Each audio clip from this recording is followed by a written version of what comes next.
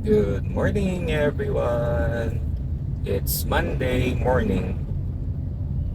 Work in the office na naman po tayo ulit today kasi magko-conduct kami ng final interview since we are going to hire 12 to 15 FTEs. Ang ibig sabihin po ng FTE is full-time employee. And since mag-i-interview po kami, let's provide some tips kung paano natin maitatawid ang isang interview ng maayos. Maayos meaning magiging positive yung results or papasa tayo. Mga tips po lamang ito. It's not a guarantee that makukuha po natin yung posisyon. Pero itong mga tips na to is i-increase nila or dadagdagan nila yung probability na papasa tayo sa final interview. So mag-start po muna tayo dun sa mga basic. Pinakauna, syempre, wag natin kakalimutang magdasal. Pero sabi nga nila, nasa kanya ang awa, nasa atin ang gawa. So magdadasal tayo, pero we're still going to do something about it. Meaning, tutulungan din natin yung sarili natin para makapasa dun sa interview. Ang susunod na advice ko personally is kailangan natin siguraduhin na meron tayong sapat na pahinga or tulog before yung araw ng interview. Kung medyo relaxed ka, mas makakatulong yon para mas bumaba yung parabang level ng nervyos natin. Normal lang naman na magka nerves or you will feel anxious before, during, and after the interview. Pero pag nakakondisyon yung katawan natin physically, mas makakatulong yun sa atin mentally. Next, aside sa tulog, bago tayo pumunta dun sa venue ng interview, kailangan natin siguraduhin na may laman ang ating tiyan. Kasi food gives energy to our body. And kapag meron tayong energy, mas makakapag-isip tayo ng maayos. Yung pagkain kasi is parang yun ang pinakagasolina ng tao. What I normally do, kumakain ako ng nuts. Kapag hindi naman available yung nuts, may mga murang chocolate bars naman na merong nuts. Para sa akin, nakakatulong yun. Yung nuts daw kasi is parang helpful siya sa brain. Sabi nga nila, nakakapagpatalino. Okay. Ang next naman na pwede kong ma-recommend is dapat maging presentable tayo. We are hygienic. Naligo, toothbrush, whatever is applicable. Para kapag naligo ka kasi, magiging mas presko yung pakiramdam mo. And parang parang ang gaan ng feeling mo kapag bagong ligo ka. And syempre, face-to-face interview, kailangan mo mag-toothbrush. Para naman hindi mahilo yung nag-i-interview sa'yo. Pero joke lang yun. Yes, you need to be presentable physically. So aside from those na you need to take a bath, at least brush your teeth, kailangan, since yung sarili mo ang pinaka produkto mo, you need to present yourself well. Anong ibig ko sabihin doon? Magbihis ka ng maayos. So for girls,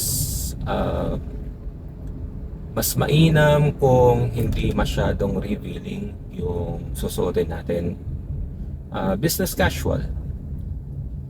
For boys, I strongly recommend na magsuot tayo ng pantaas na may collar katulad nito. Yan, may kwelyo. Tapos, kung meron tayong presentableng sapatos, presentableng pants, wag yung tattered kasi di naman tayo pupunta sa rock and roll concert. We're there to apply for a job. Sabi nga nung isang coach sa basketball, kilala nyo siguro tong coach na to,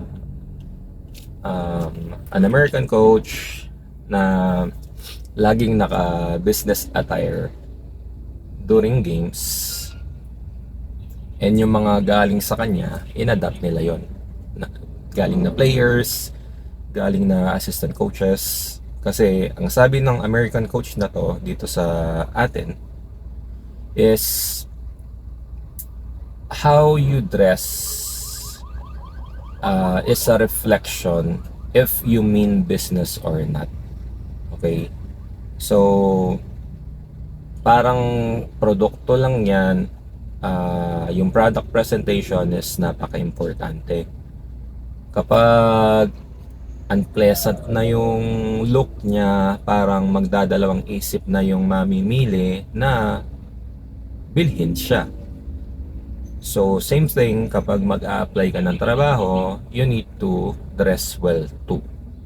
Business casual, it's up to you kung gusto mo mag-business formal, para medyo may parang may added spice yung itsura mo dun sa interviewer.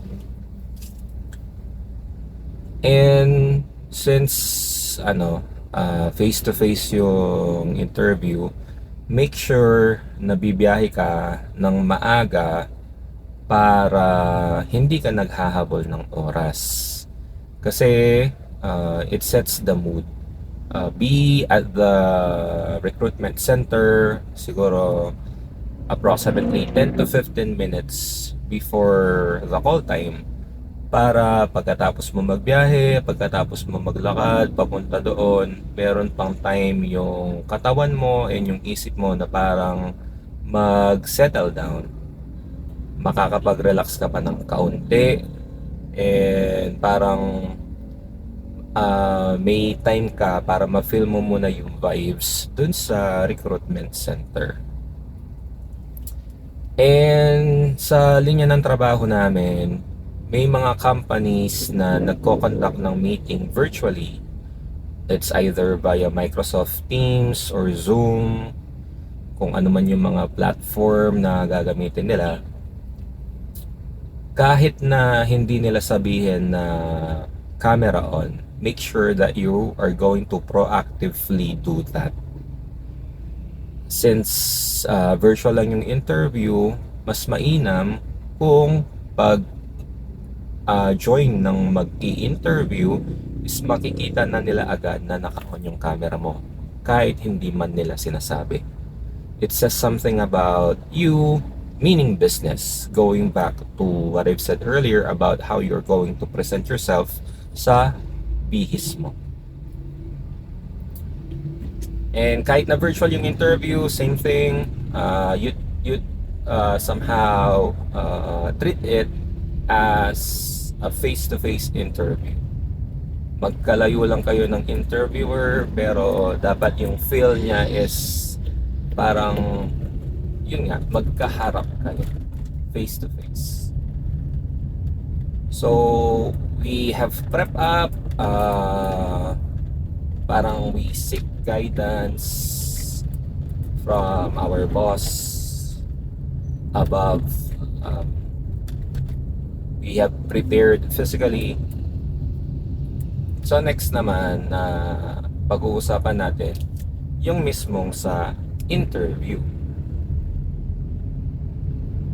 Napaka-importante na i-maintain natin yung good posture. Give the interviewer an impression that we are at ease. Relax lang tayo. You sit straight. Yung mga kamay mo pwedeng nakapatong sa iyong mga legs, or you can hold your knees. You can even do hand gestures na kapag gusto mong mag-explain ng something, and make sure na nakabukas yung palad natin para it symbolizes that we are open, kaya dapat nakabukas siya. Commercial ang lakas nung tunog nung motorcycle, big bike. So posture is one. Make sure that we also maintain yung ating eye contact sa interview para iisipin ng interviewer that we are connected to them. And kapag may eye contact ka kasi, it symbolizes sincerity too, na parang galing sa puso mo kung ano man yung isasagot mo sa kanya.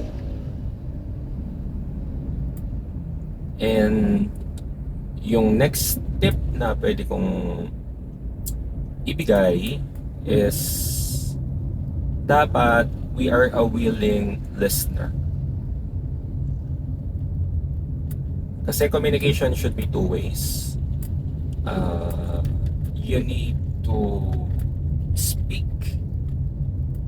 and you need to listen. Kasi you won't know what your answer will be to the question if hindi mo narinig kung ano yung tanong. Pinaka-common na tinatanong ko during interview is, please tell me something about yourself that I cannot see on your resume. So napakalinaw naman yung tanong, no? Bibigyan nila ako ng details na wala dun sa resume nila, pero majority, around probably 70 to 80% or maybe 80 to 90% of the time, yung detalye na ibibigay nila sa akin is andun pa rin sa resume. And I don't need that kasi it's readily available, self-explanatory. If ever I need further details, I will ask. So make sure na pinapakinggan natin kung ano man yung tinatanong sa atin ng interviewer. Kasi napaka-critical niyan. It's like you're a doctor diagnosing your patient, and if you're going to miss critical symptoms that your patient gives, you might misdiagnose, and if you're going to misdiagnose, most likely hindi aakma kung ano man yung treatment na gagawin mo doon sa patient mo. So same thing, regular conversation with a friend, kung tinanong ka ng kaibigan mo kung kumain ka na ba, hindi mo sasagutin na busog ka pa. It's a question answerable by yes or no.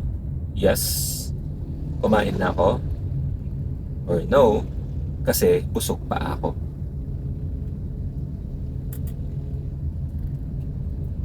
So ano yan, yung listening skills, that's critical. And dapat kapag, aside from maintaining your eye contact, whenever you speak. You also maintain the eye contact whenever you are listening. Again, that symbolizes sincerity. And wala kasi tayong step-by-step guide na if your interviewer asked you question number 1, you provide answer number 1. Wala po tayong answer key na ganon. Kaya kailangan talaga pakinggan natin kung ano man yung itatanong sa atin. And be truthful when it comes to what you are going to say. Kasi kapag galing sa katotohanan, kung ano man yung sasabihin mo, mas madali siyang i-express. Kaysa dun sa mag-iimbento tayo ng salita, most of the time, magiging inconsistent tayo dun sa mga magiging statements natin. And ano pa ba yung pwede kong i-recommend? Ito, medyo importante din to. Mag-research din tayo dun sa company na papasokan natin, and if possible dun sa sinusupport na account or product ng company na parang hiring, para meron tayong idea kung ano yung pinapasokan natin and if we're really fit to support that particular post. And lastly, ang dami natin pinagdaanan syempre pag naghahanap tayo ng work, yung preparation, what we are going to do during the interview, pag pumasa tayo, mag-aasikaso tayo ng pre-employment requirements, make sure that parang magiging resilient tayo kung ano man yung hardships that we're going to go through. Walang trabaho na madali, and kung madali siya, it might not be worth it. So, what I'm trying to say is, medyo dapat yung konting hirap, huwag na nating pansinin, and we stay with the company for a longer period of time as much as possible. In the first place kasi, no one asked you to apply there. It was your personal decision. And lagi mo na lang isipin the beginning. Why did you apply in the first place? So yun po muna yung mga tips na pwede kong ma-share sa inyo. Wish the candidates luck dun sa interview na gagawin namin. And sana hindi kami abutin ulit ng up to midnight sa screening process. Good morning po ulit. Ako po si Kong Jones ng Kindi Channel. Kung nagustuhan po ninyo yung video, huwag po kayong mag-hesitate na mag-like at mag-subscribe sa aming channel, at pwede nyo rin po siyang i-share para mas marami po yung makapanood. Hanggang sa muli po.